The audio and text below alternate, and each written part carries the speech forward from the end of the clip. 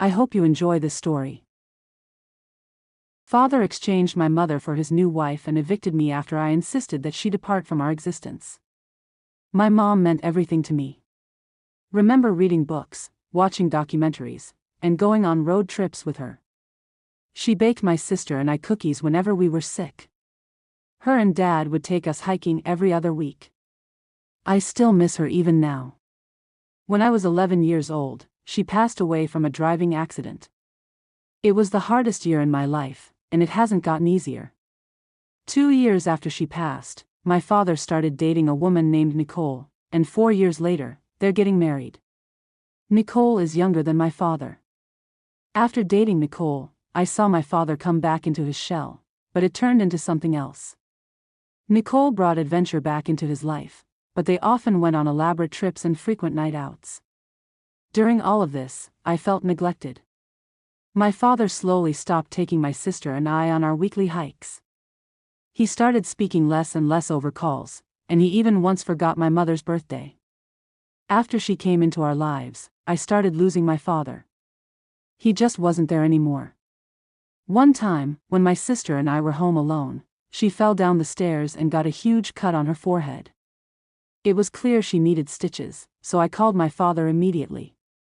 Nicole answered the phone, and I told her to give the phone to my father. She refused, saying he was busy, and before I could get another word in, she disconnected the call. I embarrassingly had to ask the neighbor to bring us to urgent care, where my dad later met us. This woman at one point removed my mother's picture from the fire mantle to put up a picture of her and my dad from their trip to Washington. The thing that tipped me over was when she made my father forget about my mother's birthday. Every year, my sister and I go with our father to visit my mother on her birthday. It was an annual tradition even before Nicole entered our lives. Nicole and my father went on a trip to Florida and were supposed to be back 3 days before my mother's birthday. But, because this woman is motion sick, my father decided to break the drive back into small intervals to make it easier on her. Because of this, he ended up missing our annual trip. He didn't even call us. Not even a week later, my father has the nerve to tell us about an exciting surprise: Nicole is pregnant. I get angry and tell my father, "You need to knock her ass up when you can't even be here for us." I then look at Nicole and tell her she is a disgusting piece of trash and to get out of our lives. My father gets angry and yells at me to go up to my room. Later, my grandpa unexpectedly came over to pick me up. My father didn't text me shit. Even as I left, he wouldn't even look at me. It's been 2 days, and I'm still at my grandparents' home. I feel ashamed for saying what I said, yet I don't feel overwhelming regret. Ida. Edit: when I saw how deep the cut was, I immediately called my dad. He was staying over at Nicole's place at the time. When I called, Nicole picked up. She said, "Hello?" I said, "Sister's name is bleeding. Can you pass the phone to Dad?" She said, "Dad's name is busy. I can't." And, immediately afterwards, she disconnected the phone. I then left to go get my neighbor. I've decided to contact my maternal grandpa tomorrow. I'll let you know how it goes. Comments where OP has replied. You didn't say your age, but I hope you can move out soon. I appreciate it. I'm 17, and I've spoken to school counselors too. No one is willing to help me. I've tried talking with my dad about how I feel way before my outburst, but it always ends with "it happened years ago." It's time to move on. I don't even know what that means. My sister can't get help either, so I'm trying to peacefully exist for her. I am 17. My sister is 13. My dad is 44, and Nicole is 34. Has Nicole ever tried to connect? I ran out of characters in the original post, but that's the thing. Nicole never made any effort to talk to us apart from when we go out for family dinners, or when we are at parties. Even then, the conversations are always about her. My dad invited her on our hikes early in their relationship, but she didn't like being outside. And, over time, my dad stopped taking us hiking even when we asked him. Nicole does pottery from time to time, and I've invited her to my Art Honor Society events, but she always declined. We've made every effort to get to know her, but she only seems interested in talking with my dad. She doesn't understand we are a part of his life too. Grandparents and their role in this. I didn't touch on this before, but I am currently living with my paternal grandparents. They live the closer to us than my maternal side grandpa. I've tried talking to my paternal grandparents too, but it was also a very wishy-washy conversation. Not to say it didn't help at times, but it's clear that they were justifying my dad's actions at every chance rather than hearing me out. I don't want to live like this. I hate holding resentment, but I can't help it. I've asked my dad about therapy, but he doesn't believe in that type of support. This morning, I asked my paternal grandparents if I could spend Thanksgiving at my maternal grandpa's place, but they refused. And, that's another thing. I can't escape the situation or the bad feelings if I wanted to. Dad and Nicole will come over for Thanksgiving, and I'll have to sit there. Counseling. I want grief counseling mainly, but even just help working through my resentment towards my dad and Nicole is enough. I don't want to go to bed crying every other night. I don't want to feel hate. I just want to be mentally at peace. My dad doesn't believe in therapy or counseling. I don't know what made him hold those views, but it's made it harder for my sister and I to get help. I've secretly talked to school counselors, my paternal grandparents, my dad, my aunt, dad's sister, but it's never a productive conversation. The only person who has helped me the most was my maternal grandpa, but we are barely allowed to see him. I've calmly expressed how I felt to my dad on multiple occasions. You said you talked to your school counselor, what do they say? They can't point me towards a resource without my dad's consent. The conversations usually end with to continue to speak with my dad. I don't expect them to have a solution to every situation, but it would be nice to just be heard fully. I also have to censor a few details when I speak with them because they have sent a police officer to my house in the past. My dad was angry about that situation, and I don't want him to feel angry with me. As for therapy, my dad doesn't believe in therapy or counseling, so I'm limited with options. More on the police visit. When I spoke to the school counselor, I mentioned that when my dad and Nicole were traveling abroad, he left me and my sister home alone for 3 days and forgot to leave us some money to get food. Because of this, a police officer was sent to our home to check on us. And my dad got angry about me sharing family information to strangers. Another time, he forgot to pick up my sister from swim practice for an hour or so. My dad got a call from the swim place, and he told me to walk 30 minutes walk and get my sister. As for feelings, I feel like my mind is a bit lighter, and my heart doesn't feel as heavy as before. It helped me process my emotions somewhat. Maybe you need to tell the school counselor what is going on regardless. I've debated about it, but at the end of the day, my sister and I still need our dad. He financially supports us, and we still live in his home. He has control over our college funds, so the last thing I want is to jeopardize that. Also, my sister is still young, and I know she still needs him even if he is emotionally unavailable. I don't want that to potentially be taken away from her. OOP is voted NTA. Mini update.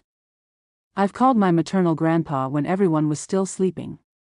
It ended up being a 2-hour call.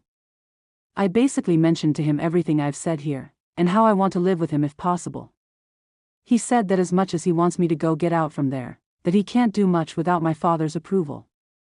I hinted at a legal approach, but he said he wouldn't be able to see us if it got that far. My grandpa also shared some new info regarding my dad. According to him, when I was 14 and my sister was 10, my dad dropped us over at my grandpa's farm since he and Nicole were flying out. A day after they returned, my grandpa dropped us back home. We were still sleeping in Grandpa's car when this ordeal happened.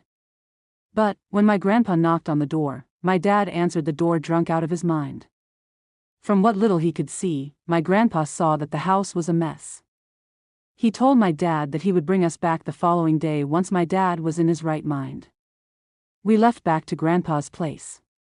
Then, my grandpa got a call from my dad the next morning, threatening him with the police if he didn't bring us back immediately. My grandpa mentioned that he would speak with my paternal grandparents to see if something can be done about our situation. Update 1. Hi everyone, it's been a while.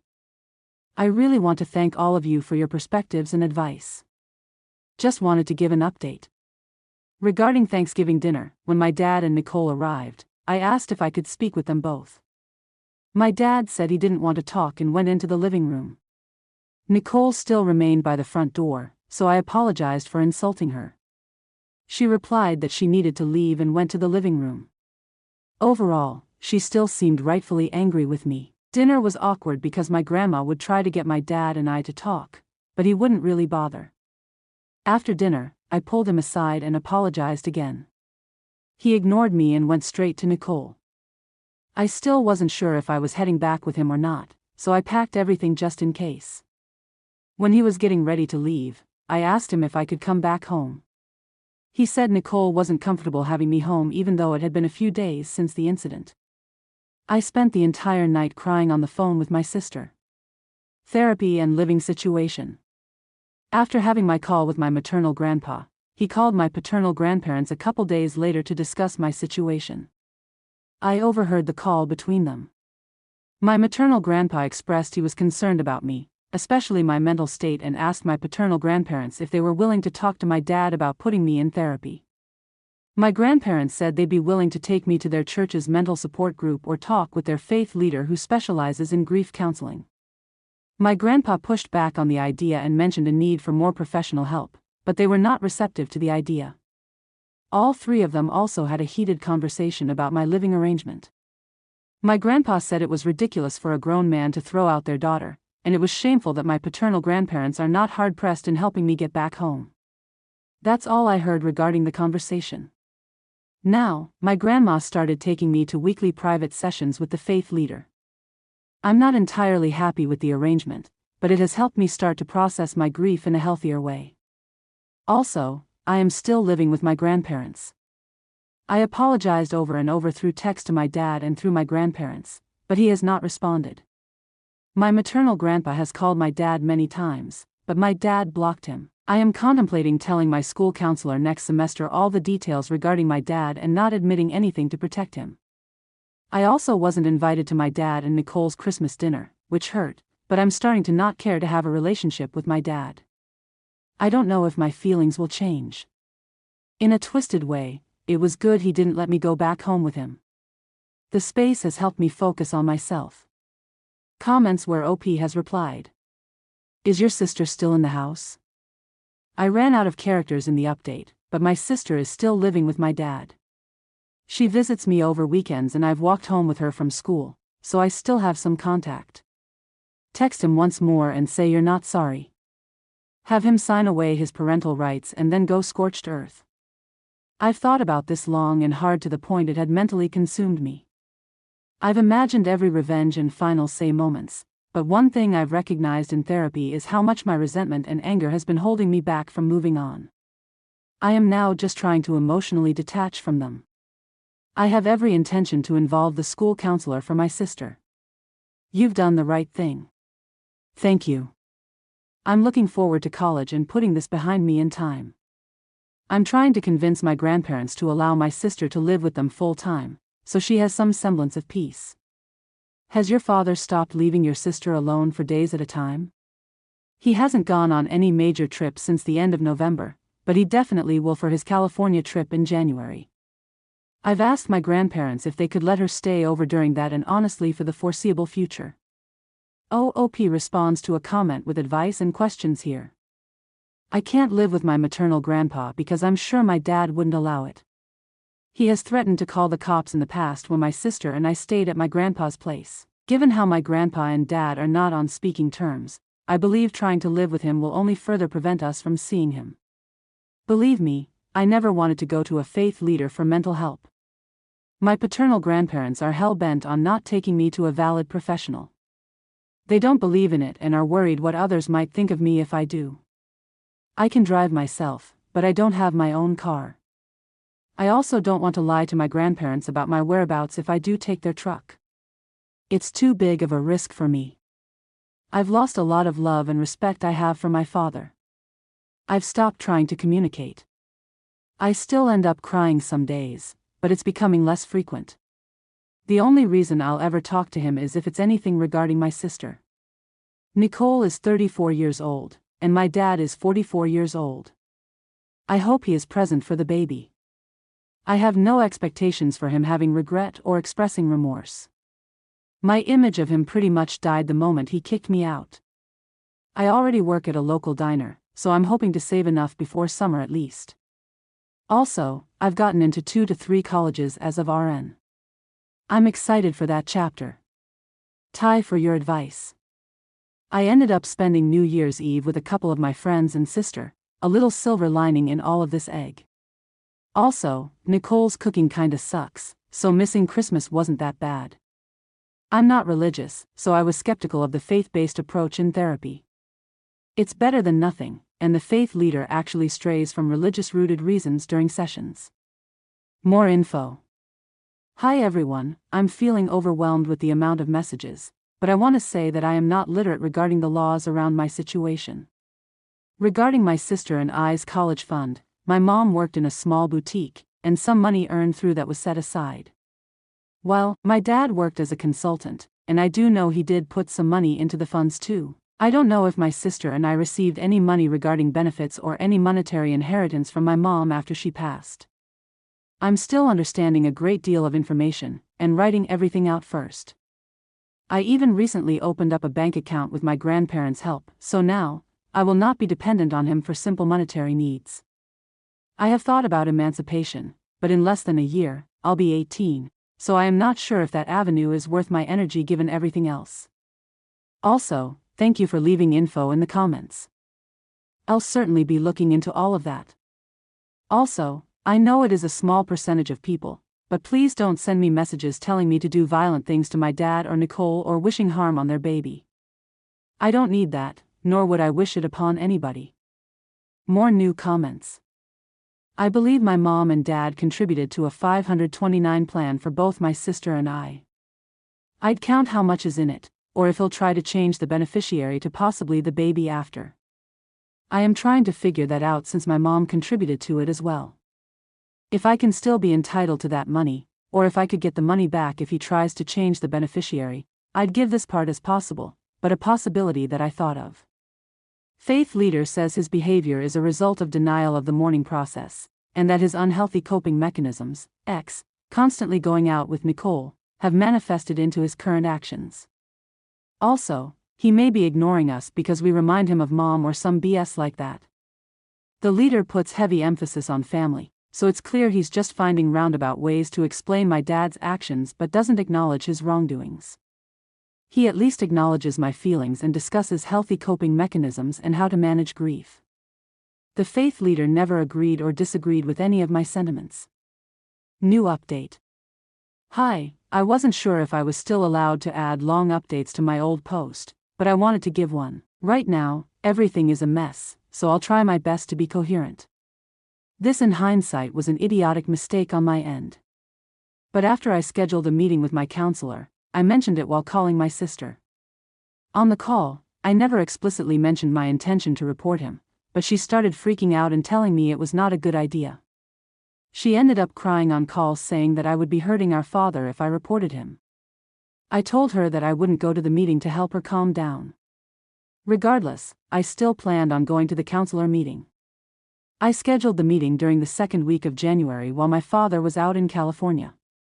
Night before the meeting, I got a call from my father. He said that if I ever wanted a place to live again to not spread lies about him to the counselor. I said that I would never do that, and that was the end of the call.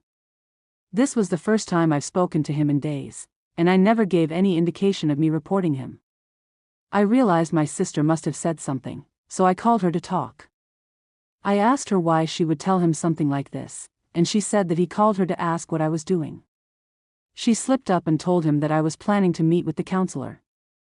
I still ended up going to the counselor meeting, and I told him everything that was going on. I told the counselor to please not notify my father about the meeting, and he agreed. At the very end, the counselor gave me 2 to 3 pamphlets for mental health support, and said he'll follow up with me. He also dodged my questions regarding what will happen now. A day later, right after I got home from school, my paternal grandpa called me over and said he wanted to talk. He told me that the school called my father to set up a meeting with the counselor. He started to yell and get angry with me saying that if I pull this shit, they'll take my sister and the baby away. He also said that I wasn't raised to lie and continued to reprimand me. I never thought my grandpa was capable of being this way, but it scared me how angry he got. I also got grounded, so I'm not allowed to drive or visit friends for a couple of weeks. I don't know what exactly went down in the meeting between the counselor and my father. From the call between my grandpa and father, I learned there was a police officer present in the meeting and that they will be doing a wellness check. Also, my father denied everything that I told the counselor and chalked it up to me being spiteful because I lost my mom. I wasn't in a good mental state afterwards, and I am still not. I call my friend and ask her to stay on the phone with me most times, or I just rot in my room. Also, as punishment, my grandma stopped taking me to the faith leader, so that's my current situation.